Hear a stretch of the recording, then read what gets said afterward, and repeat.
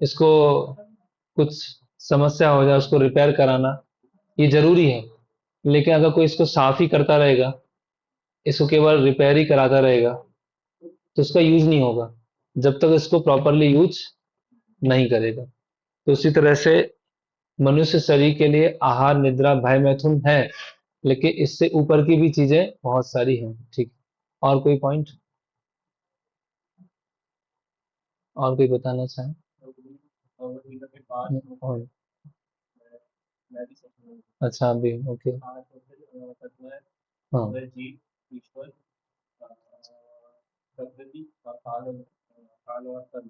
Okay, Bhagavad Gita के 5 विषय हैं: जीव, ईश्वर, प्रकृति, काल और कर्म। ठीक। और कोई? हम्म, और कोई बताना चाहेंगे? 3 तरह के क्लेश के बारे में बताया होगा आपको। क्या क्या है क्लेश? ठीक है। और कोई बताएं, इसको एक्सप्लेन करें, तीनों क्लेश को क्या क्या है। एक एक मिनट। हाँ, आप। जी जी, अभी क्या है वो तीनों क्लेश? वो क्या होता है, आदि भौतिक क्या होता है?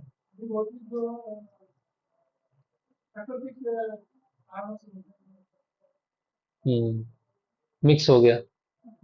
आदि भौतिक।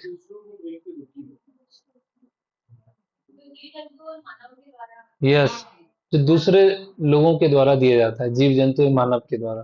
ठीक। प्रकृति के द्वारा, नेचुरल डिजास्टर ये सब उसमें आते हैं। और शरीर और मन से होता है, मन से होता है। ठीक। हम्म। ओके, तो अभी हमने आ, यहाँ तक पहुंचे हैं कि सुख अगर चाहिए है तो उसके दूसरे तरीके पे जाना होगा। वो दूसरा तरीका क्या है? सबसे पहले हम जानेंगे कि ज्ञान कैसे प्राप्त किया जाता है। कोई भी नॉलेज है ना, इतने सारे इंस्टीट्यूशन है ना, आईआईटी है, एनआईटी है, मेडिकल कॉलेज है, आईएमएम है, सब जगह नॉलेज दी जाती है ना। उस नॉलेज का आधार क्या है ना? यह जो वैदिक स्क्रिप्चर्स भगवत गीता है उसका आधार क्या है? तो जो ज्ञान प्राप्त करने के 3 तरीके हैं। पहला है प्रत्यक्ष प्रमाण, फिर अनुमान प्रमाण और शब्द प्रमाण, है ना। प्रत्यक्ष प्रमाण, प्रत्यक्ष मतलब इन जो हमारी सेंसेस हैं, एक होती है कर्म इंद्रिया और एक होती है ज्ञान इंद्रिया। तो कर्म इंद्रिय से हम अपना कार्य करते हैं और ज्ञान इंद्रियों से हम ज्ञान लेते हैं, है ना। तो प्रति अक्ष, प्रति मतलब से, अक्ष मतलब इंद्रिया, इंद्रियों के माध्यम से जब हम ज्ञान लेते हैं उसको बोलते हैं प्रत्यक्ष प्रमाण, एविडेंस। अनुमान मतलब गैस करते हैं, शायद ऐसा हो सकता है, मुझे ऐसा लगा, it may be possible, perhaps, if, but, ऐसा चलता रहता है। और शब्द प्रमाण मतलब किसी प्रमाणिक व्यक्ति से, कुछ ऑथोरिटेटिव सोर्स से सुनना, उसको बोलते हैं शब्द प्रमाण। तो हमारी ज्ञानेंद्रियां कौन कौन सी है, नॉलेज एक्वायरिंग सेंसेस कौन कौन सी, किन किन सेंसेस से हम नॉलेज लेते हैं, किस किस चीज से हम ज्ञान लेते हैं, बताइए। हाँ, एक आईज, आईज से कौन सा नॉलेज लेते हैं हम? फॉर्म देखते हैं, फॉर्म, है ना, पढ़ते हैं। और कान से सुनते हैं। ठीक है। और एक मिनट, और कोई? स्किन से क्या रहता है? टच सेंसेशन, टच, गर्म है, ठंडा है, कैसा। तो तीसरा हुआ स्किन। चौथा?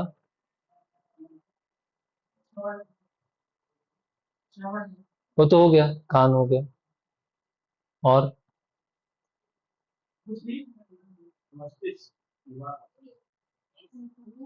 टेस्ट, टंग, जीभ से लेते हैं ना, ये किसी को स्वीट बहुत पसंद है, किसी को कड़वा बहुत पसंद है ना।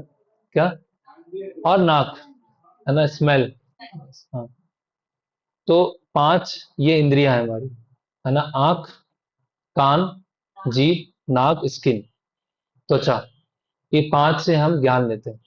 तो इनसे हम जो भी ज्ञान लेते हैं उसको बोलते हैं प्रत्यक्ष प्रमाण। Seeing is believing. जिस चीज को मैं देखता हूं उस चीज को मैं मानता हूं, जिस चीज को मैं देख नहीं पाता हूं उस चीज को नहीं मानता हूं। जितने भी रिसर्च इंस्टीट्यूशन है वो किस पे बेस्ड है? प्रत्यक्ष प्रमाण पे आधारित है। वो माइक्रोस्कोप बना सकते हैं, टेलीस्कोप बना सकते हैं, इलेक्ट्रॉन माइक्रोस्कोप बना सकते हैं, बहुत कुछ बना सकते हैं। लेकिन जो भी उन्होंने बनाया है वो किससे बनाया है? अपने सेंसेस से बनाया है, अपनी ज्ञानेंद्रियों से बनाया है। ठीक है। अनुमान प्रमाण क्या होता है? कि जो हम नॉलेज लेते हैं, जैसे मान लीजिए एक दूसरे कमरा है, आपके घर में दूसरे साइड में एक कमरा है, वहां से लड़ने की आवाज आ रही है ना? दो लोग आपस में लड़ रहे हैं। तो जब उसको कमरे को खोल के देखा तो पता चला वहां पे कोई ड्रामा की प्रैक्टिस कर रहा है, लड़ नहीं रहे। ठीक है। तो हमने गैस किया आवाज को सुनकर कि शायद वहां पे कोई लड़ रहा है। ठीक है। ऐसे ही फिर से एक इंसिडेंट हुआ कि वो लड़ने की आवाज आ रही थी, लगा कोई लड़ रहे हैं, तो दरवाजा खोल के देखा तो वहां पे मूवी चल रही, कोई कोई लड़ नहीं रहा है। तो कहने का मतलब क्या है? अपने एक्सपीरियंस के आधार पर गैस करना, अपने एक्सपीरियंस के आधार पर अनुमान लगाना, उसको बोलते हैं अनुमान प्रमाण। और तीसरा है शब्द प्रमाण, कि जो ऑथोरिटी है, जो प्रमाणिक व्यक्ति है, या आज जो हम देखेंगे प्रमाणिक गुरु है, उनके माध्यम से सुनना, है ना? अब एक एक करके आते हैं। तो ये क्या है? क्या दिखा है? ट्रेन की पटरी है। ठीक है। और आगे चल के क्या हो रही है? छोटी होती जा रही है। ऐसी लग रही है, लेकिन वास्तव में छोटी नहीं होती, ऐसी लग रही है। करेक्ट। ये क्या है? पानी का ग्लास। और क्या है उसमें? स्टिक कैसी है? ऊपर से पतली दिख रही है, नीचे मोटी दिख रही है, और थोड़ी साइड में दिख रही है, शिफ्टेड है, लेकिन वास्तव में साइड में है, ऐसी दिख रही है। कैसी दिख रही है आपको? स्टिक कैसी दिख रही है? टूटी हुई दिख रही है, साइड में दिख रही है? साइड में दिख रही है। एक स्टिक है, दो स्टिक? वो एक है, दो? एक है। ये क्या है? हाँ, रोड पर क्या है? पानी जैसा लग रहा है, मिराज, है ना? पानी जैसा लग रहा है। जैसे रेगिस्तान में जाएंगे तो दूर से क्या दिखेगा? ऐसा लगेगा कि पानी आ सकता है, पानी आ सकता है, लेकिन पानी नहीं होता। और ये क्या है? अलग अलग लेंस हैं, जिससे वो शीशे के सामने खड़े होने से पतले, मोटे, लंबे, अलग अलग शेप बन जाते हैं। तो इस तरह से जब हम अपनी इंद्रियों से देखते हैं कुछ, तो उसमें चूक जाते हैं। हम बहुत दूर का नहीं देख सकते हैं, है ना? 1.5-2 किलोमीटर दूर का नहीं देख सकते, केवल आंखों से, टेलीस्कोप से देख सकते हैं। अपनी पलकों के नीचे क्या है वो नहीं देख सकते, बहुत नजदीक का नहीं देख सकते, बहुत दूर का नहीं देख सकते। तो कहने का मतलब क्या है? जिन चीजों से हम ज्ञान लेते हैं, हमारी जो ज्ञानेंद्रियां हैं, वो अपूर्ण है, इनपरफेक्ट है। अभी देखते हैं एक एक करके।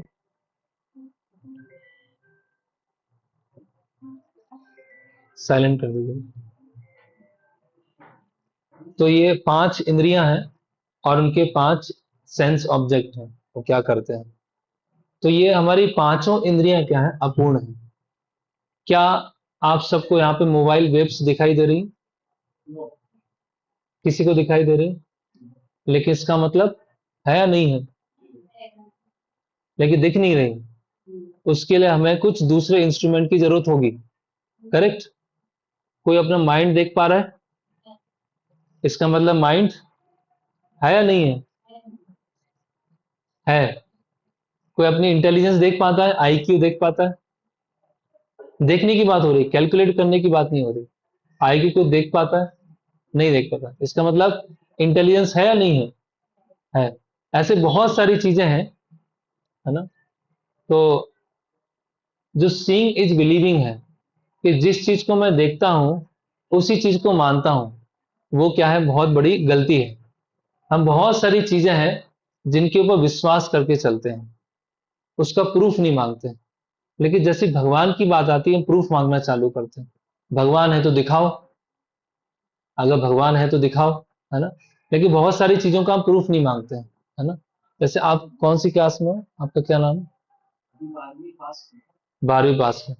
क्या आपने, फिर क्या था? नहीं, मैथ्स, साइंस क्या था? PCM. PCM, physics chemistry maths, okay. तो आपने अथर्व आज तक इलेक्ट्रॉन देखा है? इलेक्ट्रॉन देखा है आपने आज तक? तो आपने कैसे मान लिया कि इलेक्ट्रॉन है? अरे होता है तो देखा नहीं ना अभी तक। हाँ, तो आंखों से देखना चाहिए था ना। जब आपके टीचर ने आपको 9th क्लास में सबसे पहले इलेक्ट्रॉन प्रोटॉन ये सब पढ़ाया होगा, तो आपको क्वेश्चन करना चाहिए था, मैं क्यों मानूं, मुझे दिखाइए। लेकिन उसको माना कि नहीं माना? आपने माना। और आप अभी मानते रहेंगे। कब तक मानते रहेंगे? जब तक आपकी डिग्री पूरी नहीं हो जाएगी तब तक मानते रहेंगे। क्योंकि वहां पर हम क्वेश्चन नहीं करते हैं। जैसी रिलीजन आता है, जैसी धर्म आता है, जैसी भगवान का नाम आता है, हम क्वेश्चन करना चालू कर देते हैं। ठीक है। हम किसी हेयर कटिंग वाले के यहाँ जाते हैं, वो बाल काटता है, तो हम उसके ऊपर फेथ रखते हैं कि नहीं रखते हैं? ऐसा तो नहीं बाल काटते काटते गला काट देगा वो। उसके ऊपर फेथ रखते हैं कि नहीं रखते? हम डॉक्टर के पास में जाते हैं, डॉक्टर हमें प्रिस्क्राइब करता है कि ये खाने के बाद लेना, खाने से पहले लेना, ये सोने से पहले लेना।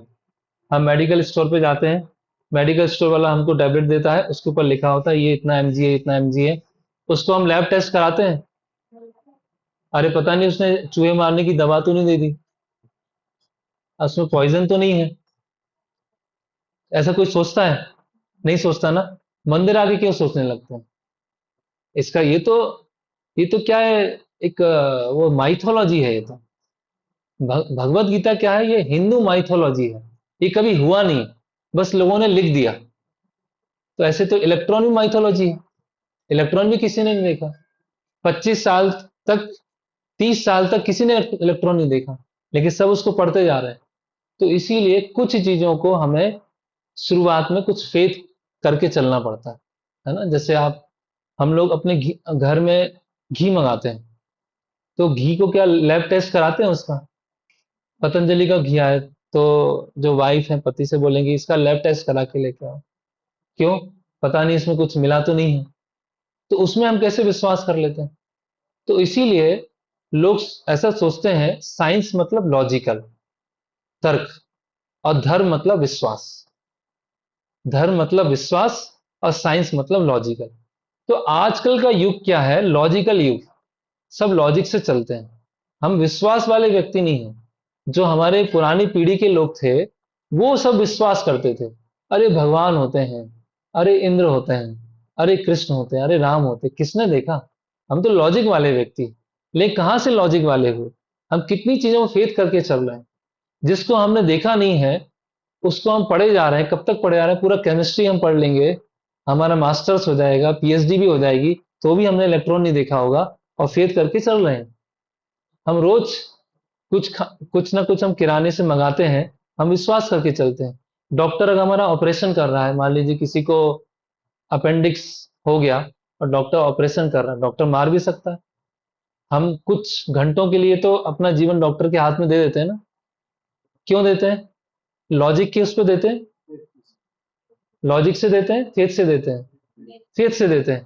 तो जब डॉक्टर के पास फेथ है, किराने वाले के पास जाने तब फेथ है, जब स्कूल में है तब फेथ है, जब कॉलेज में तब फेथ है, तो मंदिर में आके फेथ रखना क्या समस्या है? कोई प्रॉब्लम है? अगर थोड़ा सा हम फेथ रखेंगे कि भगवत गीता सही है, और भगवत गीता से जो रास्ता मिलेगा उससे अल्टीमेटली भगवान को देख पाएंगे, कुछ तो फेथ रखना पड़ेगा ना। जैसे मान लीजिए 1970 के दशक में कुछ लोग चंद्रमा पे गए, है ना। अब वो चंद्रमा पे गए या नहीं गए वो तो अलग डिबेटेबल है। लेकिन वहां पर वो गए, उन्होंने वहां की पिक्चर्स भेजी या उसको लाइव टेलीकास्ट किया, तो सब लोग बोलने लगे अरे चंद्रमा पे पहला व्यक्ति पहुंच गया वहां पे। अभी कुछ सोचने लगे अरे मैं तो विश्वास नहीं करता इसमें, मैं तो नहीं मानता। तो उसको प्रूफ करने के लिए क्या करना पड़ेगा? पहले उसको ट्रेनिंग लेना पड़ेगा। ट्रेनिंग लेके नासा में एडमिशन लेना होगा। फिर नासा में उसको कुछ साल बिताने पड़ेंगे, और फिर उसके बहुत सारे ट्रायल्स होंगे। और जब ट्रायल्स में वो सक्सेस होगा तब उसको वहां भेजा जाएगा, और फिर वो देखेगा हाँ चंद्रमा है। तो चंद्रमा तक अगर देखने के लिए किसी को 10, 15, 20, 25 साल की ट्रेनिंग चाहिए है, तो क्या भगवान इतने चीप हैं, इतने सस्ते हैं कि भगवान तुरंत दिख जाएंगे? उसके लिए भी तो एक प्रोसेस चाहिए ना। उसके लिए भी तो थोड़ा पेशेंस रखना होगा ना। उसके लिए भी फॉलो करना होगा ना। तो वही आज का सेशन है कि फेथ रखना गलत नहीं है, लेकिन किस चीज पे फेथ रखा जा रहा है वो इंपॉर्टेंट है। और हम लाइफ में बहुत सारी चीज पे फेथ रखते हैं, है ना। ओके, अब हम आते हैं। अब ये चल रहा है प्रत्यक्ष प्रमाण। ठीक है। तो चार त्रुटियां हमारे में, चार इम्परफेक्शन होते हैं। तो पहले, सबसे पहले जो एक कोई भी वस्तु है, उसकी सबसे छोटी यूनिट एटम को माना जाता था। फिर उसके बाद में चेंज हो गया, और फिर इलेक्ट्रॉन प्रोटॉन आ गया। उसके बाद वो भी चेंज हो गया। फिर इलेक्ट्रॉन प्रोटॉन के और छोटे पार्टिकल्स आ गए, वो भी चेंज हो गया। अब पता नहीं है कि वास्तव में सबसे छोटा यूनिट क्या है ना। ऐसे बहुत सारी अलग अलग थ्योरीज आती रहती है। जैसे कि अथर्व, आप अभी जो आपने ट्वेल्थ पढ़ा है ना, 2026 में, ठीक है, 2026 में ट्वेल्थ पढ़ा आपने। आप 100 साल पहले की टेक्स्ट बुक उठाइए, साइंस की, ट्वेल्थ क्लास की। उस टेक्स्ट बुक में और आज की टेक्स्ट बुक में क्या होगा? बहुत अंतर होगा।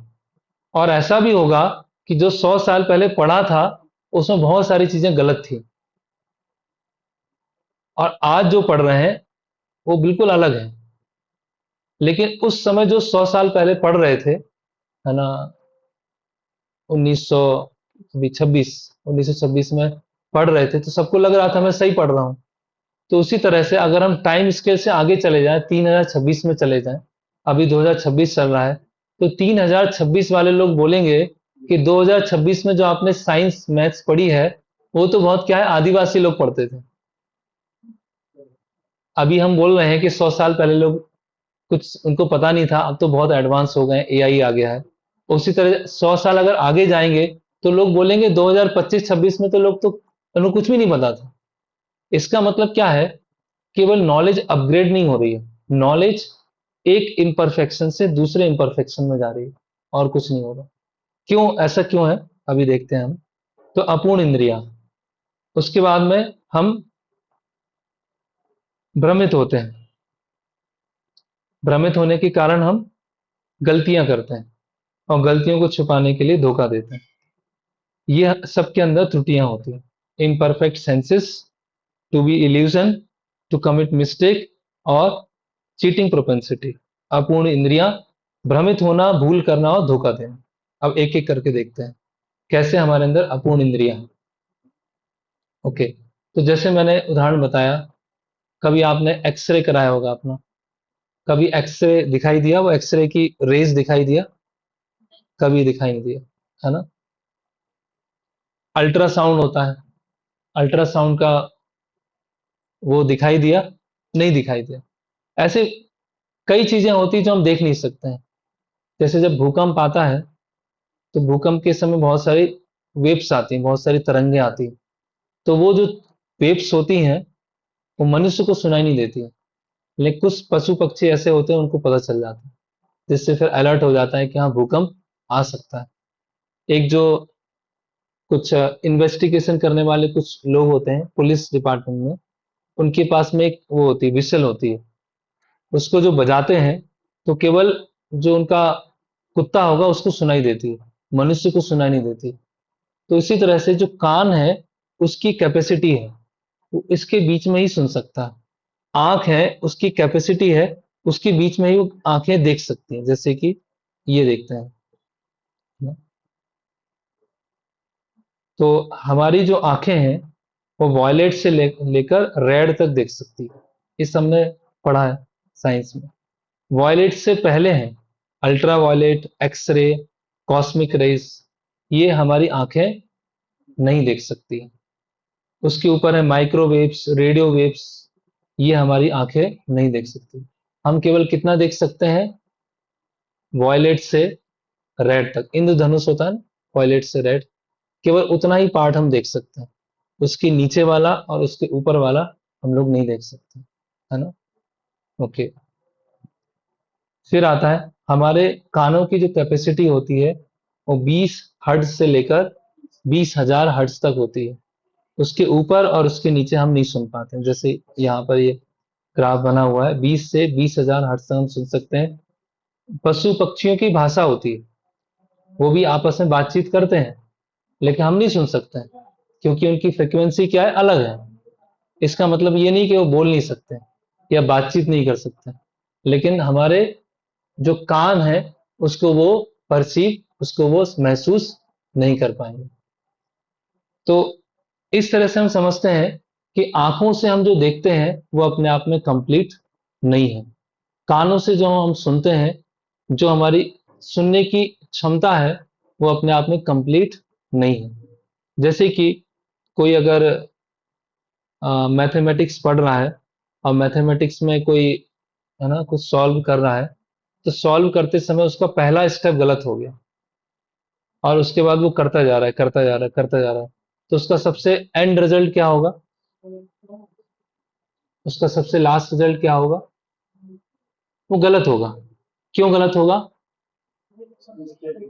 क्योंकि उसने पहला स्टेप क्या कर दिया? गलत कर दिया। ठीक है। हम कोई हिसाब लगा रहे हैं और हिसाब लगाते समय हमसे पहली गलती हो गई। पहला हमने 10-20 रुपए का हिसाब आगे पीछे कर दिया। अब उसके बाद हम कितने भी जोड़ते जाएंगे, लास्ट में क्या आएगा? सही नहीं, सही नहीं आया, गलत आया। क्यों आया गलत? क्योंकि पहले में गलत कर दिया। उसी तरह से इन आंखों से, कान से, जीभ से, नाक से, स्किन से जो भी हम नॉलेज लेते हैं, जो भी हम ज्ञान लेते हैं, वो क्या होता है? अपूर्ण होता है, इम्परफेक्ट होता है। इसीलिए यूनिवर्सिटीज में क्या होता है? रिसर्च इंस्टीट्यूट होते हैं। हमेशा कुछ रिसर्च चलती रहती है। अभी ये आगेगा, फिर ये आगेगा, ये आगेगा, ये पुराना हो गया, इसको निकाल दो, ये नया है, इसको रखो। एक्चुअली रिसर्च करने की जरूरत क्यों पड़ रही है? क्योंकि हमारी इंद्रियां क्या अपूर्ण है, तो अपूर्ण इंद्रियां और ढूंढ रही हैं, और ढूंढ रही हैं, और ढूंढती जा रही हैं। लेकिन वैदिक शास्त्र क्या है? ओम पूर्णमदा पूर्णमिदम पूर्णत पूर्णास उदच्यते, कि वैदिक शास्त्र क्या अपने आप में पूर्ण है। वहां कोई रिसर्च करने की जरूरत नहीं है, ऑलरेडी अपने आप में वो कंप्लीट है ना। ओके।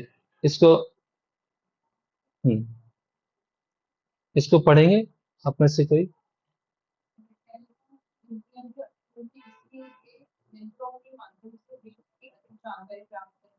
ओके। वैज्ञानिकों की इंद्रियां अपूर्ण है, करेक्ट। तो वो अलग अलग इंस्ट्रूमेंट, यंत्रों के द्वारा जानकारी प्राप्त करना चाहते हैं। जैसे एक वैज्ञानिक था, उसने बोला मैंने माइक्रोस्कोप बनाया, उसमें भगवान नहीं दिखे मुझे। मैंने टेलीस्कोप दिखाया तो भी भगवान नहीं दिखे। सारे स्कोप बना दिए, किसी में भगवान नहीं दिखे, इसीलिए भगवान है ही नहीं, ऐसा उसने। जी।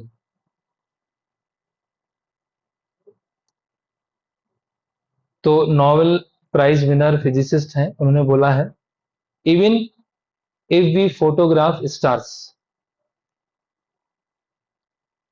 तो अगर हम फोटोग्राफ्स लेते हैं इस लेंस से,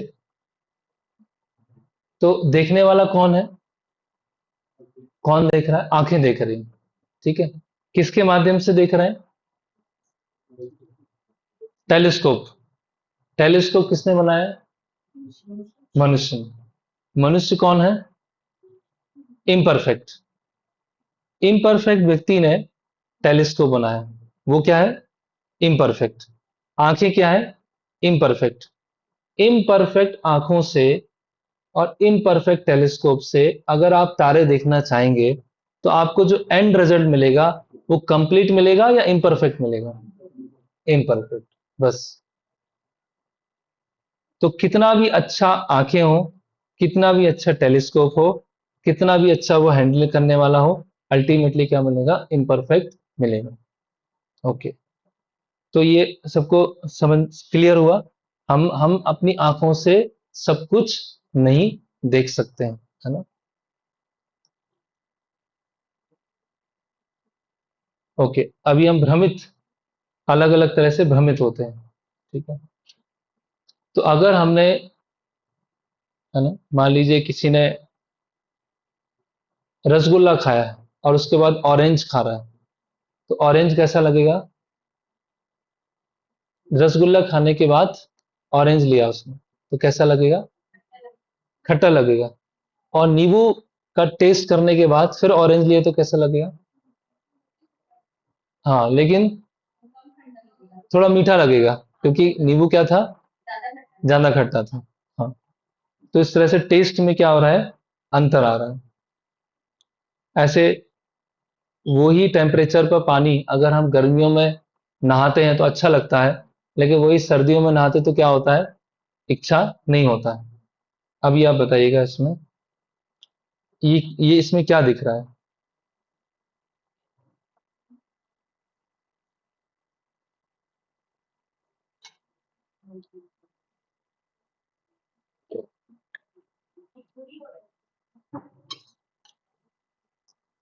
एक बूढ़ी औरत, और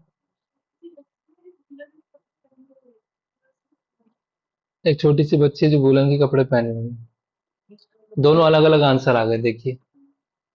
एक ही ऑडियंस है, एक ही पिक्चर है, आंसर दोनों अलग अलग। भालू ने पकड़ा हुआ है, तीसरा आंसर। किसी ने एक बच्चे को होल्ड किया है, चौथा आंसर। किसी ने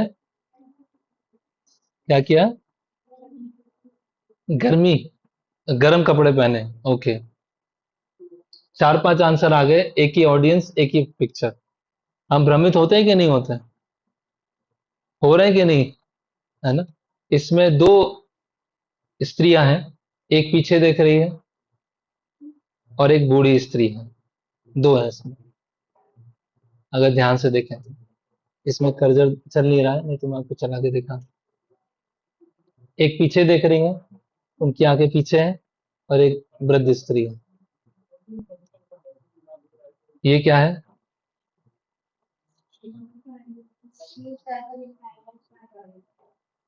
ट्राइंगल जैसा। कितने लोग हैं,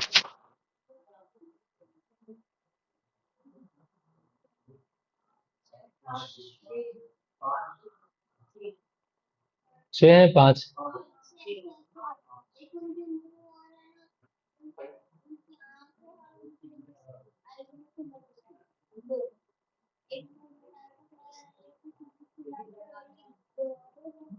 6 हो गए।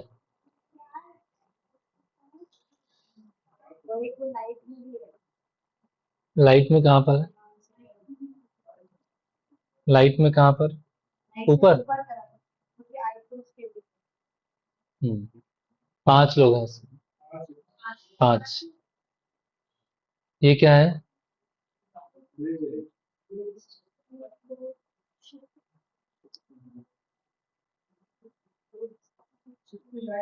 ब्रिज है, शिप है।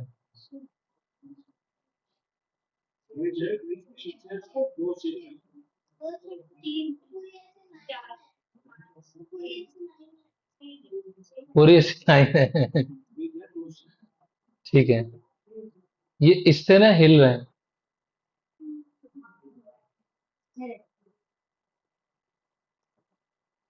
आगे पीछे ऐसे देखिए, ऐसे हिल रहे हैं, स्थिर हैं। हाँ हाँ, ओके। एक ही हाइट है, अलग अलग, ये तो लिखा हुआ है इसमें, अलग अलग।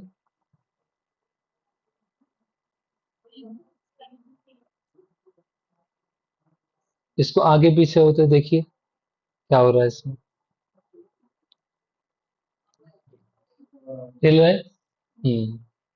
ये आपने ड्राइंग देखी होंगी, 3D ड्राइंग्स आजकल बहुत चल रहे हैं।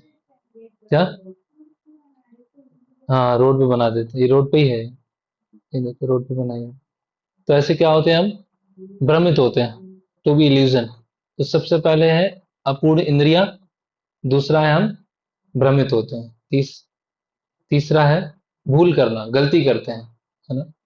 तो पहले हमारे ब्रेन में एक ग्लैंड होती है, जिसको पहले मानते थे कि उसका कोई काम नहीं है ना। लेकिन बाद में चला पता चला कि अगर वो ग्लैंड हमारे ब्रेन में नहीं होगी, तो उससे फिर बॉडी में पैरालिसिस भी हो सकता है, बॉडी किसी काम की नहीं बचेगी, है ना। पहले ब्रेन को ऐसा समझा जाता था कि ब्रेन का काम है खून को ठंडा करना, इसलिए बोलते हैं थोड़ा दिमाग ठंडा रखो। जब कोई गुस्सा करता है बोलते हैं थोड़ा ठंडा ठंडा रखो। तो ब्रेन का काम ठंडा करना नहीं है ना, वो तो बहुत ही छोटा काम है। ब्रेन का काम क्या है, बहुत सारा है। तो इसीलिए क्या करते हैं, हम बहुत सारी भूल भी करते हैं। जैसे देखिए, पहले थोड़ा हिंदी में मिस्टेक होगा, खून को ठंडा करने का अंग माना जाता था। उसी तरह से ये पिट्यूटरी ग्लैंड है, उसको ऐसे वेस्ट अवशेषी अंग माना जाता था। तो वैज्ञानिक लोग भी क्या करते हैं, बहुत सारी गलतियां करते रहते हैं। इसी तरह साइंस में भी बहुत सारी अलग अलग गलतियां करते रहते हैं। जैसे कि जब मैं कॉलेज में था, तो वहां पर पढ़ाया जाता था कि जब कोई माता है, उनके घर में कोई शिशु है, तो उनको ये अलग अलग मेडिसिन लेना चाहिए, जिससे कि उनके और बच्चे के स्वास्थ्य के लिए अच्छा है। ऐसा पढ़ाया जाता था। लेकिन आज कितना, 15 साल से ऊपर हो गया है, आज वो मेडिसिन बैन हो गई है, उसको यूज नहीं कर सकते। वो मार्केट में है ही नहीं, अवेलेबल नहीं, क्योंकि उसके बहुत सारे साइड इफेक्ट हुए और कई लोगों की डेथ भी हुई। तो भूल किया ना। अगर हमारी इंद्रियां कंप्लीट होती, है ना, आपकी रिसर्च के कारण इतने लोगों की डेथ हो गई, आपकी रिसर्च के कारण इतने लोग हैंडीकैप पैदा हुए, क्योंकि आपने गलती किया। तो इसी तरह से वैज्ञानिक भी क्या करते हैं, बहुत सारी भूल करते हैं। क्यों भूल करते हैं? क्योंकि इनकी इंद्रियां क्या है, अपूर्ण है। और अपूर्ण इंद्रियों होने के कारण जो एंड रिजल्ट होता है वो भी क्या होता है, अपूर्ण होता है। ओके। फिर आता है धोखा देना। तो हम्म, तो अथर्व से पूछेंगे कि आपके पूर्वज कौन है। अथर्व, आपके पूर्वज कौन है, किनसे, मनुष्य किससे आए हैं? मनुष्य, सारे मनुष्य जाति किससे आई है? क्या, बंदर से आए हैं? बंदर से आए? जी, जी, चिंपांजी, गौरिल्ला, बंदर। हाँ, हाँ। अब क्या, क्या बोल रहे हो आप, क्या आपने क्या बोला? देखिए कितना छोटा बच्चा, तो अभी से मन में क्या है कि बंदर से धीरे धीरे मनुष्य बन रहे। ठीक है। तो अब अभी देखते हैं बंदर से आए कि नहीं आए। ठीक है। तो बंदर से मनुष्य बनने में काफी समय लगा, है ना। अगर बंदर से मनुष्य बने हैं, तो अभी बंदर से मनुष्य क्यों नहीं बन रहे? अभी बनना चाहिए ना। जो बंदर थे, जंगल में घूम रहे होंगे, और जब 5 साल के बाद निकलेंगे तो मनुष्य बन के निकलेंगे। तो आज तक तो कभी ऐसा हुआ नहीं, है ना। या चिंपांजी से, गौरिल्ला से, जो भी है, उससे मनुष्य बनना चाहिए, ऐसा बने नहीं। लेकिन हाँ, मनुष्य जरूर बंदर बन रहे हैं अभी, वैसे बंदर बन रहे हैं मनुष्य। तो वैज्ञानिकों ने क्या किया कि उन्होंने इसको मान लिया कि बंदर से मनुष्य बने, लेकिन उनके पास में कोई प्रूफ नहीं था। तो उन्होंने क्या किया, चिंपांजी का ऊपर का भाग लिया, सिर का, और मनुष्य का नीचे का भाग लिया, और उसको लैब में क्या किया, उसको उसको केमिकल रिएक्शन करा के जोड़ दिया। और उन्होंने पब्लिश करवाया कि हमने जो चिंपांजी है और मनुष्य है, उनके बीच में जो कनेक्टिंग लिंक है उसको ढूंढ लिया। हमें पता चल गया है कि चिंपांजी से धीरे धीरे धीरे धीरे करके मनुष्य किस प्रकार से बने हैं। लेकिन कुछ समय के बाद ये पता चला कि ये सब चीजें वास्तविकता नहीं है, ये अंदर लैब में कहीं पे हुई है। तो ये क्या था, बहुत बड़ा साजिश थी, होक्स था। और इसको यूट्यूब पे भी सर्च कर सकते हैं, पिल्टडाउन मैन हॉक्स, ये बहुत फेमस है। तो कहने का मतलब क्या है कि हम अपने बच्चों को, अभी देखे बच्चा बैठा हुआ है वो बता रहा है ना, तो अगर हम महाभारत का वृत्तांत सुनेंगे तो महाभारत कितने साल पहले हुई? 5,000 साल पहले। ठीक है। रामायण कितने साल पहले हुई? 7, 7,000। रामायण कब हुआ? त्रेता युग में। ठीक है। तो द्वापर युग कितना है? द्वापर युग है 8,64,000। हाँ, 8,64,000 द्वापर है, और उसका डबल है त्रेता। ठीक है। तो कम से कम 8 लाख साल पहले भगवान राम आए थे, कम से कम 8 लाख साल पहले। ठीक है। तो बच्चों को स्कूल में क्या पढ़ाया जाता है कि सबसे पहला मनुष्य इस पृथ्वी पर कब आया? कब आया? नहीं पता? जो कितने साल पहले आया? क्या बोलते हैं? 10,000 साल पहले ऐसा बताया जाता है। पहला मनुष्य पृथ्वी पे कब आया, ये बना, वो 10,000 साल पहले आया। ठीक है।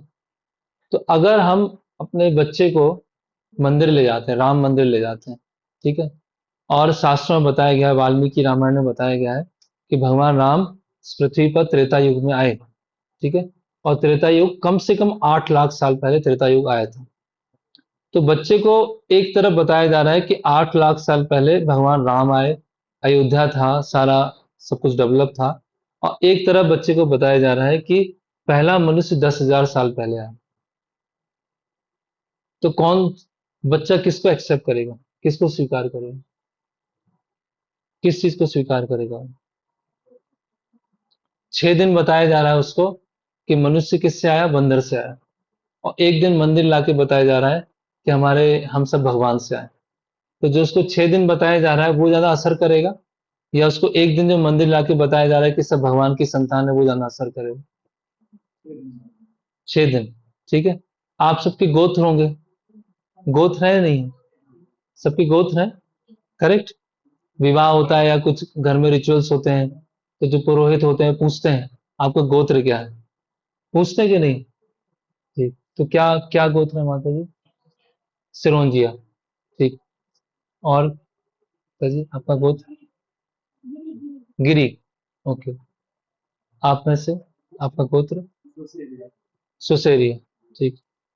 तो अभी आप सब अपना गोत्र, अगर हम वैदिक शास्त्र को मानते हैं या फिर हम विज्ञान को माने, तो विज्ञान तो बोलती है हमारे पूर्वज बंदर थे। तो अगर आगे से पुरोहित पूछें कि आपका गोत्र क्या है, तो बोलेगा बंदर, या कपी, या गौरिल्ला, या चिंपांजी। सही है कि नहीं? हम उससे आए ना, बंदर से आए ना, आए कि नहीं आए? हाँ। तो इसीलिए ये मैच नहीं खाता है। तो इस भारत में इसीलिए सबके क्या होते हैं, दो तरह के ब्रेन होते हैं। जब बाहर जॉब के लिए जाते हैं, यूनिवर्सिटी जाते हैं, तो सब साइंस की तरह सोचना चालू करते हैं, और जैसे ही मंदिर में आते हैं तो सब विश्वास की तरह सोचना चालू करते हैं।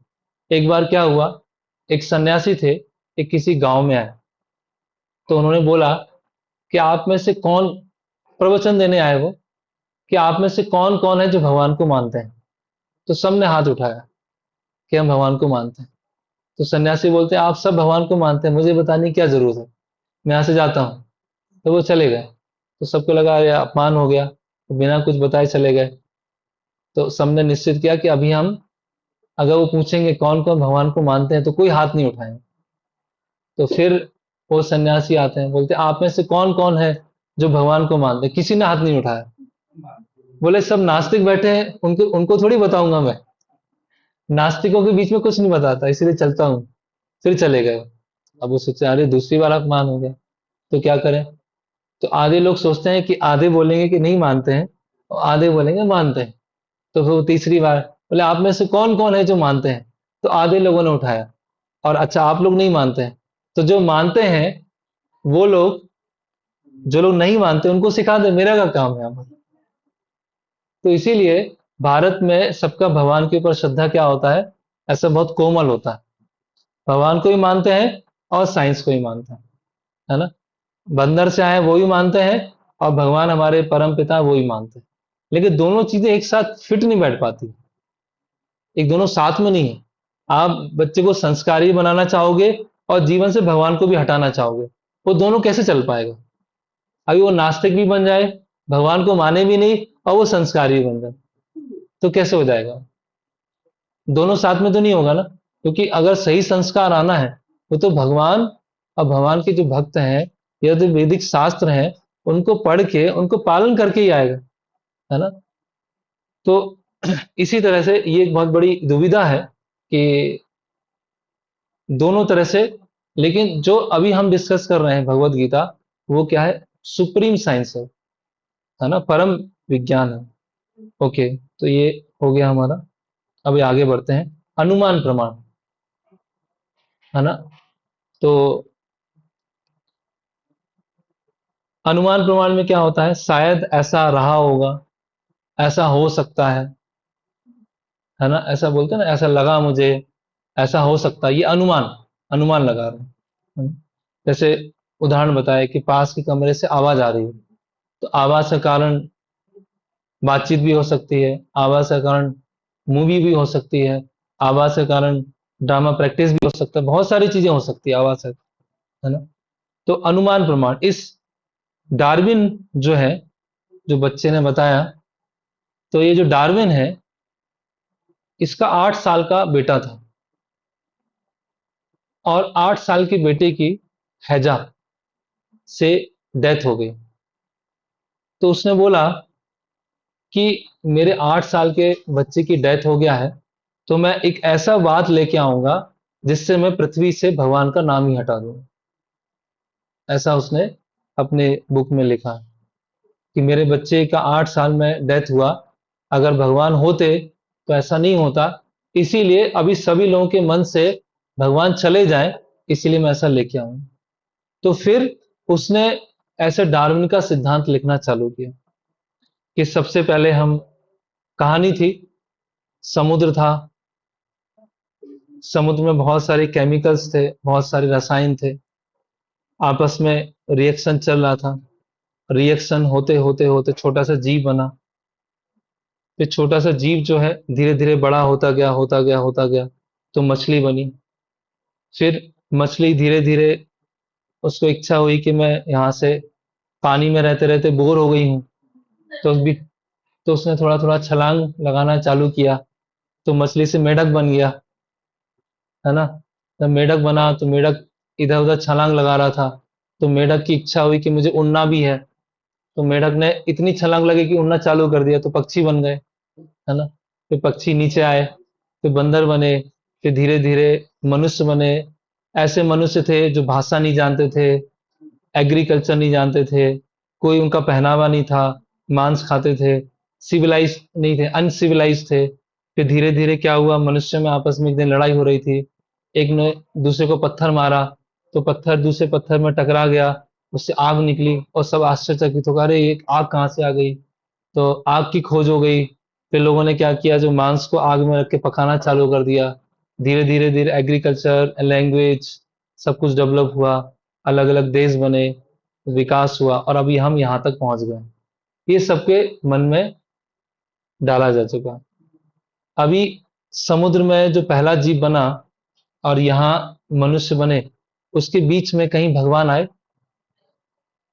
कहीं भगवान आए, लेकिन आज तक एक भी वैज्ञानिक या 100 वैज्ञानिक एक साथ, या 1000 वैज्ञानिक एक साथ, या 1 लाख वैज्ञानिक एक साथ एक जीव को नहीं बना पाए, एक सबसे छोटे से छोटे जीव को नहीं बना पाए। अगर 1 लाख वैज्ञानिक भी साथ में मिल जाएंगे तो एक यूनिसेलुलर ऑर्गेनिज्म को भी वो आज तक बना नहीं पाए। और बात क्या कर रहे हैं कि हमको सब पता है, मनुष्य कैसे आए हमको सब पता है, बंदर कैसे आए हमको सबको पता है। तो इसके कारण क्या हो रहा है कि धीरे धीरे धीरे लोगों में नास्तिकता का प्रचार हो रहा है। इसीलिए मंदिर आना, भगवत गीता पढ़ना, रामायण पढ़ना, धीरे धीरे रुचि कम होती जा रही है, क्योंकि विज्ञान ने क्या कर दिया है, ब्रेन वॉश कर दिया। किस तरह से ब्रेन वॉश कर दिया है? जो रियल विज्ञान है ना, वास्तविक विज्ञान की चाह, जैसे हम विज्ञान का इतिहास देखेंगे तो 500 15वीं सदी में जो क्रिश्चियन चर्च थे, है ना, सब लोग जो क्रिश्चियनिटी पे बहुत विश्वास करते थे, है ना, और बाइबल पढ़ना, चर्च जाना, जीसस क्राइस्ट के पास में प्रार्थना करना, वो सब करते थे। तो एक टाइम आया कि वहाँ जो पोप थे, रोमन कैथोलिक चर्च में पोप हैं, और बदलते रहते हैं कुछ कुछ सालों में। तो जो पोप थे या जो चर्च था या क्रिश्चियनिटी था, उसने लोगों का शोषण करना चालू किया, है ना। आप कोई भी पाप करो, उसका इतना पार्ट पैसा आप चर्च को दे दो, तो आपके सारे पाप क्या हो जाएंगे, धुल जाएंगे, है ना। आप कोई भी पाप करके आए हैं, बस फादर के सामने जाके कन्फेस करना है, फादर को बोलना है, फादर सुनेंगे और आपके पाप चले जाएंगे। तो लोग क्या सोचने लगे कि ये तो बहुत इलॉजिकल है, कुछ भी गलत काम करो वहां पे चले जाओ, कुछ भी गलत काम करो पैसा दे दो। तो इससे क्या हो गया, क्रिश्चियन में कुछ लोगों ने क्या किया, रिवॉल्ट किया, विरोध किया, और इससे एक पीरियड आया, रेनेसेंस पीरियड, कि अभी हम विज्ञान का आविष्कार करेंगे और अपने तरीके से भगवान को ढूंढेंगे। तो विज्ञान की शुरुआत भगवान को हटाने के लिए नहीं हुई थी, विज्ञान की शुरुआत हुई थी कि मुझे चर्च से पता नहीं चल रहा है भगवान कौन है, मुझे बाइबल से पता नहीं चल रहा है भगवान कौन है, मुझे पादरियों से पता नहीं चल रहा है भगवान कौन है, लेकिन कोई ना कोई तो क्रिएटर है, कोई ना कोई तो बनाने वाला है, लेकिन इन सब से मुझे पता नहीं चल रहा है। तो अभी हम विज्ञान के माध्यम से भगवान को ढूंढेंगे, यहां से चालू हो। लेकिन जैसे जैसे समय बदल बढ़ता गया, हम लोग कहाँ अटक गए, पंखे में, टीवी में, माइक में, एसी में, देखो विज्ञान ने क्या क्या कर दिया। लेकिन विज्ञान की शुरुआत किस लिए हुई थी, भगवान की सत्ता को स्थापित करने के लिए। और आज हम देखते हैं कि कोई बच्चा है, सीबीएसई आईसीएसई में जाता है, फर्स्ट क्लास से लेके 12th क्लास तक कहीं भी नहीं पढ़ाया जाता है कि भगवान से आया, कहीं भी नहीं बताया जाता है कि ये जो पृथ्वी बनी है वो कैसे बनी, कहीं भी नहीं पढ़ाया जाता। तो कहने का मतलब क्या है, ये सब अनुमान प्रमाण, डार्विन ने एक चीज भी नहीं देखा कि समुद्र में एक जीव बना, धीरे धीरे धीरे करके मनुष्य बना, और उसने पूरा लिख दिया, पेपर पब्लिश हो गया, रातों रात फेमस हो गया, आज उसको सब पढ़ते हैं। और भगवान हमारे मन, हृदय से, मन से पूरी तरह निकल गया, माना ही हमने, विश्वास किया, कोई प्रूफ नहीं है इसका। हमारे बुक स्टॉल में एक पुस्तक है, रीथिंकिंग डार्विन, है ना, वो अलग अलग वक्तों ने लिखी है, वो पढ़ सकते हैं। अब देखिए, एक डार्विन का पत्र है, उसके बारे में पढ़ते हैं, कोई पढ़ना चाहेंगे इसको? हाँ, In one of his letters, जोर से, जोर से।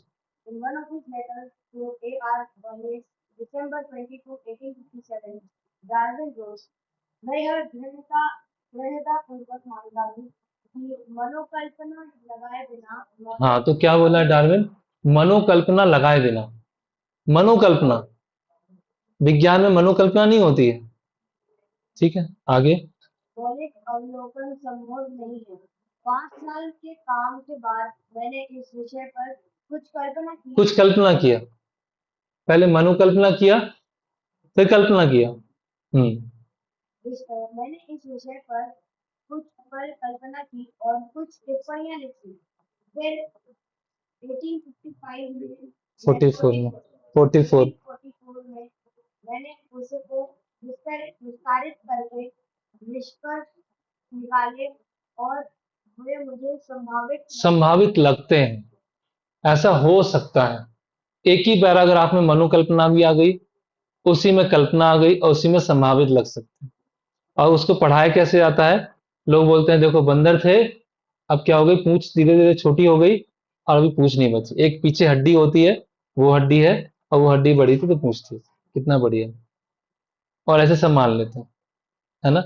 अपेंडिक्स होती है, जो मांसाहारी होते थे उनमें अपेंडिक्स की आवश्यकता होती थी, अभी मनुष्य में तो उसकी जरूरत नहीं है, इसलिए वो छोटी सी रहती। वाह, सब इस तरह से पढ़ाते हैं और भगवान को पूरी तरह से पिक्चर से निकाल देते हैं, है ना।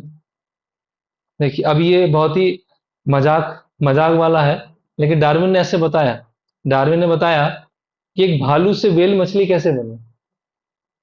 एक भालू से व्हेल मछली कैसे बने। तो भालू जो है शहद खाता है, शहद, है ना? शहद खाते खाते समुद्र के किनारे पहुंचा,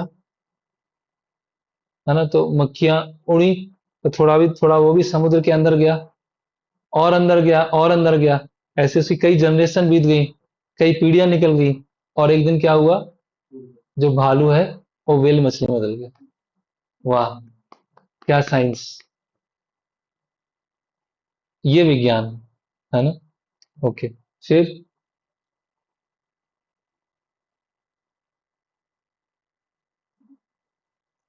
तो इनके अनुसार, वैज्ञानिकों के अनुसार 10,000 साल पहले आधुनिक मनुष्य आए।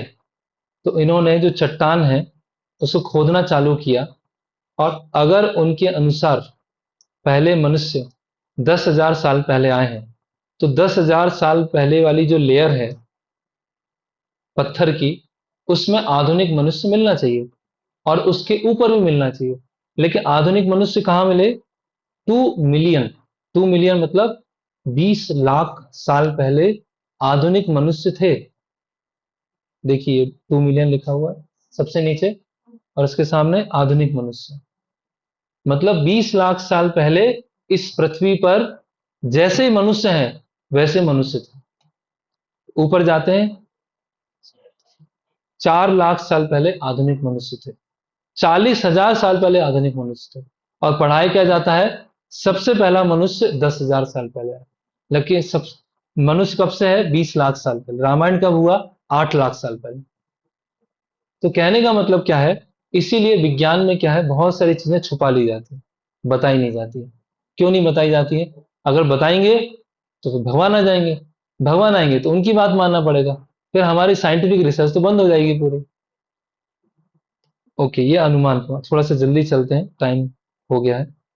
ये क्या है, ये 6 अंधे व्यक्ति हैं और हाथी को देख रहे हैं, है ना? एक हाथी की सूंड पकड़ा हुआ है, एक हाथी के दांत पकड़ा हुआ है, एक कान, एक पूंछ, एक पैर, एक पेट। तो ये अंधे व्यक्ति हाथी को कभी समझ पाएंगे कि हाथी क्या है?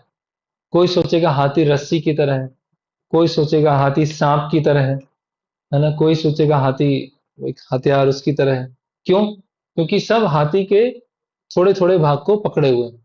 लेकिन ये अंधे हैं, जिसके पास आंखें हैं, अगर वो हाथी को देखेगा तो उसे हाथी कैसा पूरा समझ में आ जाएगा। तो इसी तरह से हम सभी लोग, ज्ञान तो है हमारे पास, लेकिन ज्ञान क्या पूरा नहीं है। क्यों नहीं है? क्योंकि हम अपनी इंद्रियों से उसके माध्यम से ज्ञान ले रहे हैं, या केवल हम अनुमान लगा रहे हैं। तो वास्तविक ज्ञान कैसे प्राप्त हो? जैसे कि एक उदाहरण है कि अगर किसी को पता करना है कि उसके पिता कौन है, तो वो कैसे पता करेगा? उसको पता करना है कि उसके पिता कौन है। वो साइंस का वो है, साइंस वाली फैमिली है वो, है ना? वो किसी चीज पे विश्वास नहीं करती है, तो उसको कैसे कैसे करेगा वो? डीएनए। तो कितने लोगों का डीएनए लेना पड़ेगा उसको? कितने लोगों का डीएनए लेना पड़ेगा? एक मिनट, इसमें स्लाइड निकाल देता हूँ, समय कम है थोड़ा। ओके, तो कितने लोगों का डीएनए लेना पड़ेगा उसको? क्यों 2 लोगों का? नहीं, पिता तो पता नहीं है ना, पिता कौन है। तो कितने लोगों का डीएनए लेना?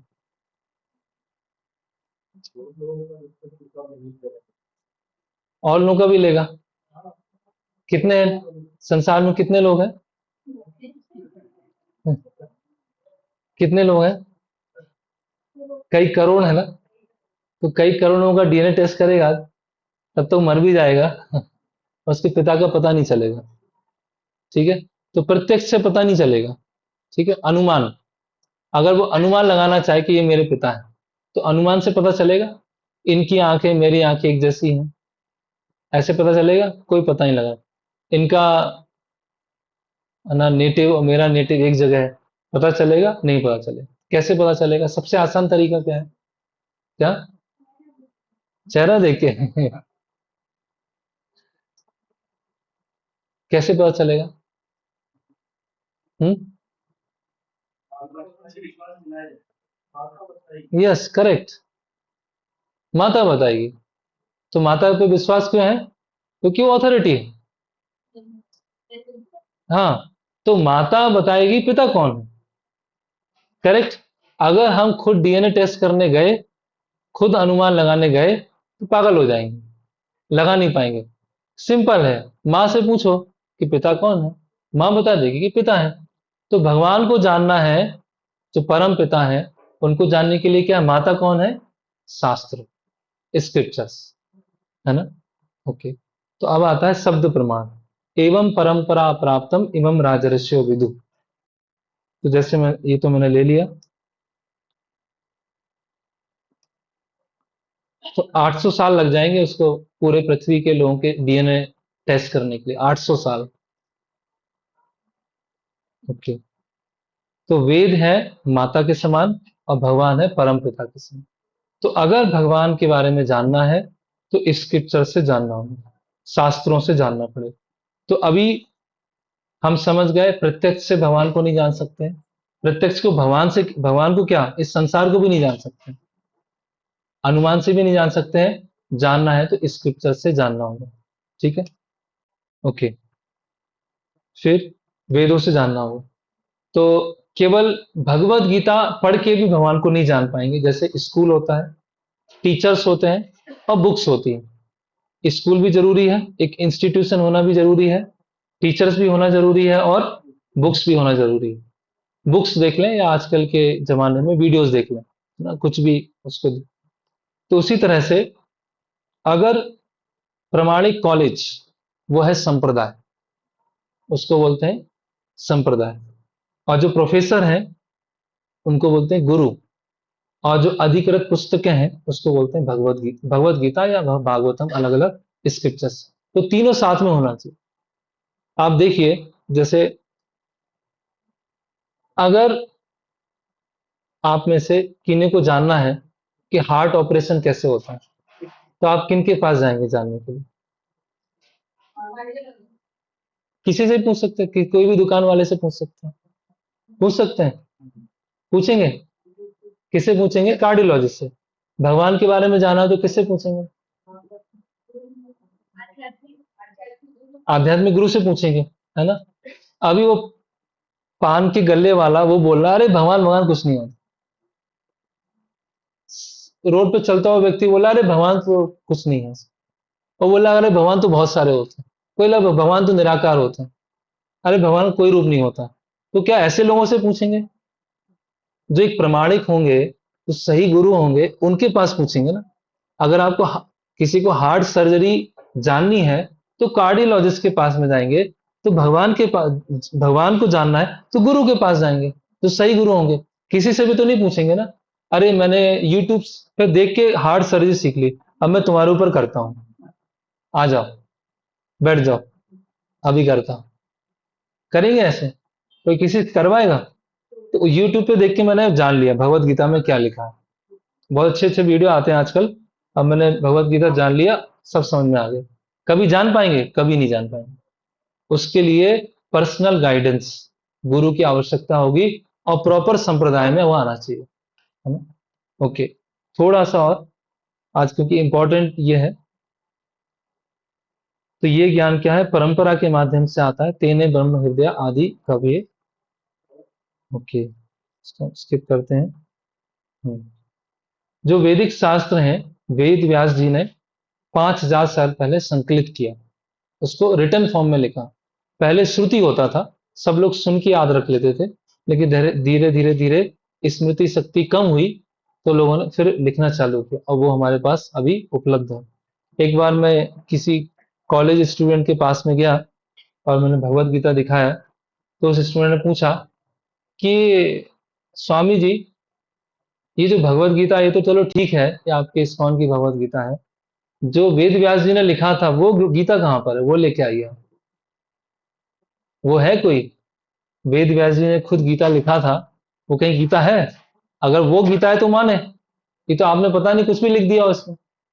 तो मैंने उसको उत्तर दिया कि आप कौन से स्टूडेंट, मतलब क्या पढ़ रहे हैं आप? बोले साइंस का स्टूडेंट हो। मैंने कहा कि आपने आइंस्टीन का पढ़ा है, आइंस्टीन का इक्वेशन पढ़ा है? हाँ पढ़ा है। तो आइंस्टीन ने जिस पेपर पे अपना इक्वेशन लिखा था वो पेपर देखा आपने? आइंस्टीन ने जहां पर E equal to M C square जहां लिखा था, उसकी कॉपी में या उसने पेज में लिखा था, वो कहीं देखी आपने? वो आपने देखी नहीं, और उसको पढ़ के आप पास भी हो गए, और यहाँ आपको वेद व्यास जी का लिखा हुआ भगवत गीता चाहिए। तो ये कैसा वो है ना, डुप्लीसिटी हो गई, दोगलापन हो गया है।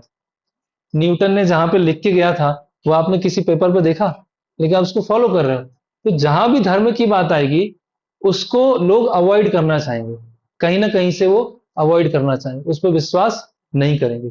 क्योंकि इसका कारण ये है कि पहले जो शिक्षा का उद्देश्य होता था वो होता था चरित्र निर्माण, और आज शिक्षा का उद्देश्य क्या है? पैसे कमाना। तो उनको कोई परवाह नहीं है कि आइंस्टाइन ने क्या बोला, न्यूटन ने क्या बोला, उसने क्या बोला, फलाने ने क्या बोला, कुछ मतलब नहीं। भाई अच्छा प्लेसमेंट होना चाहिए, पैसे होना चाहिए, बस ये इंपॉर्टेंट। लेकिन पहले शिक्षा क्या है? If character is lost, everything is lost.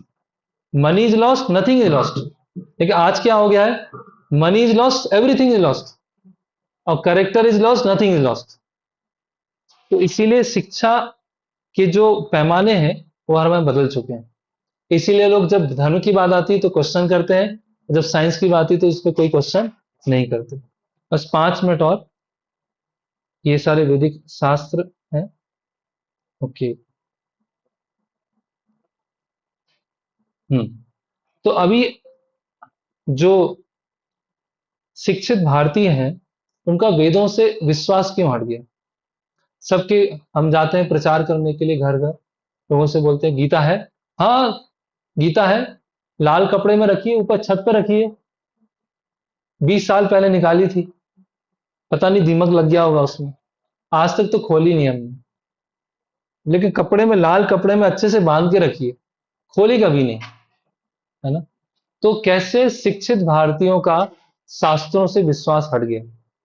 अभी कोई पढ़ना नहीं चाहता, कोई भगवत गीता पढ़ना नहीं चाहता, कोई वैदिक शास्त्र पढ़ना नहीं चाहता, संस्कृत कोई पढ़ना नहीं चाहता, सब इंग्लिश, इंग्लिश एजुकेशन सब वो पढ़ना चाहते हैं।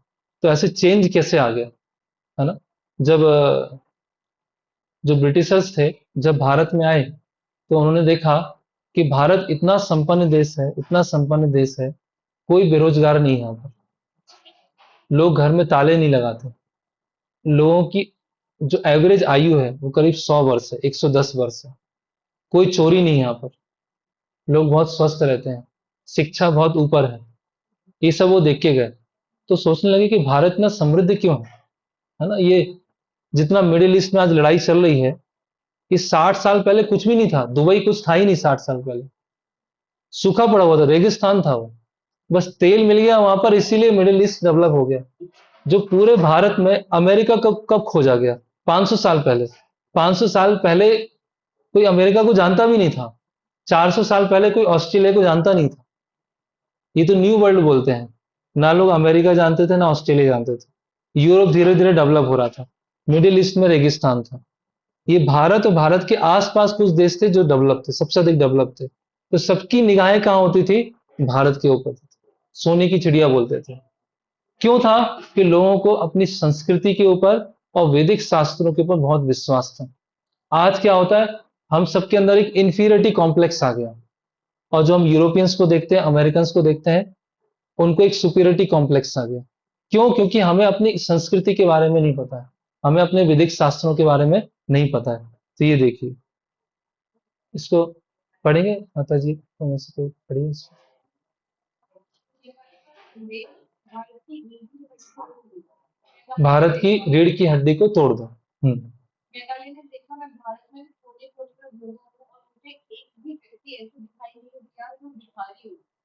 तो वो इस देश में मैंने इतनी नॉलेज देखी है, इतनी अच्छे साइंटिफिक आदर्श और एक भगवान पर देखे हैं कि मैं नहीं समझता कि हम कभी इस देश को जीत पाएंगे जब तक कि उस रीढ़ की हड्डी को नहीं तोड़ देते, जो है इसकी आध्यात्मिक और सांस्कृतिक विरासत। आध्यात्मिक और सांस्कृतिक विरासत, इसलिए ये रीढ़ की हड्डी। जी। इसलिए मैं प्रस्ताव रखता हूँ कि इस इसकी पुरातन शिक्षा व्यवस्था उसकी संस्कृति को बदल डाला। पुरातन शिक्षा व्यवस्था को बदल डालें, गुरुकुल सिस्टम हटा दें, शास्त्रों को हटा दें, संस्कृति को हटा दें। जो छुरी कांटे से खाएगा वो सिविलाइज कहलाएगा, जो हाथ से खाएगा वो बैकवर्ड कहलाएगा। करेक्ट, यही सिखाया। तो छुरी कांटे से खा रहा है, चाहे मांस खा रहा है, कोई दिक्कत नहीं। और जो हाथ से खा रहा है, अरे वो तो हाथ से तो गांव के लोग खाते हैं, हम लोग तो छुरी कांटे से खाते हैं। ऐसे हमारी संस्कृति को आगे पढ़ी। क्योंकि यदि भारतीय सोचने लगे कि जो हाँ, भी विदेशी है और अंग्रेजी है वह अच्छा है और उनकी अपनी चीजों से बेहतर है, तो वे अपने आत्मगौरव और अपनी ही संस्कृति को भुलाने लगेंगे और वो वैसे बन जाएंगे जैसे हम चाहते हैं, एक पूरी तरह से भ्रमित देश। यह योजना प्रस्ताव 2 फरवरी 1835। 1835 को ब्रिटिश संसद संसद के समक्ष पेश किया गया था। देखिए कितने भारत में ऐसी बहुत सारी बुक्स हैं जिसमें बताया गया कि भारत कितनी, सब जितने भी लोग आए भारत को ढूंढना चाह रहे थे। जैसे यहाँ वास्को डी गामा आया, तो वो क्यों आया यहाँ पर? क्योंकि भारत से जितना भी वो होता था, ट्रेड होता था, उसके रूट को बंद कर दिया था। तो लोग अभी समुद्र के मार्ग से आना चालू हुए। किसको ढूंढना चाहते थे? वो भारत को ढूंढना चाहते थे, क्योंकि भारत में इतनी समृद्धि थी। लेकिन हम लोगों ने समृद्धि को पाल उसको नहीं देखा, या हमने अपनी आध्यात्मिक धरोहर को बचा के नहीं रखा। और मुगल्स आए, ब्रिटिशर्स आए, और इतने 800-900 साल में लूट के चले गए। आज पूरे विश्व में इतने सारे देश थे जो पहले क्रिश्चियन थे, आज मुस्लिम है। कोई मुस्लिम है वो क्रिश्चियन हो गए, चेंज होता गया। लेकिन भारत की सांस्कृतिक धरोहर इतनी मजबूत है कि इतने लंबे समय तक राज्य करने के बाद भी फिर भी सनातन संस्कृति बची हुई है, क्योंकि वो इतना स्ट्रॉन्ग होल्ड था। अगर हम देखिए 600 साल, 600-700 साल मुगल्स और 200-250 साल ब्रिटिशर्स, उसके बाद भी सनातन काल बचा हुआ। क्यों है? क्योंकि इतना उसको फॉलो करते थे। लेकिन अब धीरे धीरे धीरे वो भी चीजें समाप्त हो रही। तो आज का सेशन पूरा हुआ। कहने का मतलब क्या है कि अगर हमें भगवान को जानना है तो भगवान को जानने का तरीका वैदिक शास्त्र है। वैदिक शास्त्रों को हम जानेंगे, पढ़ेंगे, उसको फॉलो करेंगे, हमें सब कुछ अपने आप दिखना चालू हो जाएगा, अपने आप रियलाइज होना चालू हो जाएगा। और साथ साथ हमें अपनी संस्कृति को, आध्यात्मिक धरोहर को बचा के रखना है ना? जो यूरोपियन है, अमेरिकन्स हैं, अगर हम इनकी हिस्ट्री पढ़ेंगे तो अधिकतर देश केवल और केवल लुटेरे थे, केवल और केवल। कुछ उन्होंने डेवलप नहीं किया। ऐसा शास्त्रों में लिखा है कि हिमालय से नीचे और यहाँ समुद्र के ऊपर जो देश है ना, वहां पे ऋषि मुनि, पवित्र नदियां हैं। सबसे अधिक संस्कृति और सबसे अधिक जो समृद्धि थी इसी पार्ट में थी। तो यहाँ पे समाप्त करते हैं। कल हम देखेंगे, कल का सेशन क्या है? आत्मा का विज्ञान। तो अभी हम ये समझ गए हैं कि शास्त्र हैं, शास्त्रों से ज्ञान लेंगे। अभी सबसे पहले हम जानेंगे हम कौन हैं, आत्मा का अस्तित्व क्या है। तो साइंस ऑफ सोल, कल उसके बारे में डिस्कस करेंगे। हरे कृष्णा कृष्णा कृष्णा हरे हरे, हरे राम राम राम हरे। थोड़ा अधिक समय ले लिया, क्षमा कीजिएगा, क्योंकि टॉपिक ऐसा था। क्योंकि जब समझना बहुत जरूरी है, जब तक शास्त्रों के ऊपर विश्वास नहीं आएगा तब तक हम कोई भी चीज समझ नहीं पाएंगे। अभी प्रशांत, हाँ हाँ, हम्म। आप अटेंडेंस दे दीजिए आप। हाँ आप बोलिए। हरे कृष्णा। तो अभी कई डॉक्टर के प्रसारण है, उसके बाद प्रसाद लेंगे और प्रसाद लेंगे। और जो डॉक्टर ऑनलाइन ऑनलाइन है अटेंडेंस। तो उनका अटेंडेंस ले लेंगे। हाँ, और है कि आज का जो क्लास है उसका क्वेश्चन पेपर हम कल शेयर करेंगे।